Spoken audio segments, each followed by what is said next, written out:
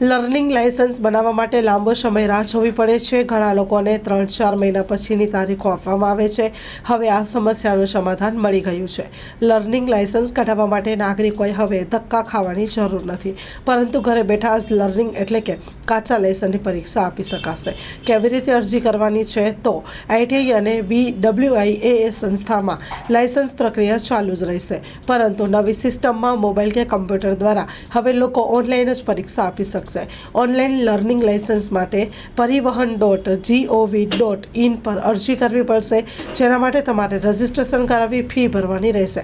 Registration fee ભરતાની સાથે જ પરીક્ષાની તારીખ જનરેટ થશે. પરીક્ષામાં પૂછાતા 15 સવાલમાંથી 9 સવાલ સાચા હોવા જરૂરી છે. 9 સવાલોના સાચા જવાબ આપતા જ લર્નિંગ લાયસન્સ જનરેટ થઈ જશે.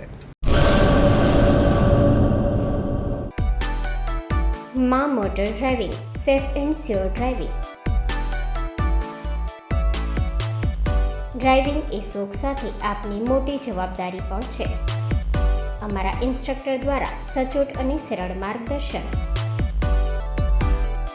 આપની રોજની તાલીમની માહિતી મેળવીને શું અધુરાશ છે એના ઉપર પૂરું ફોકસ કરાય છે.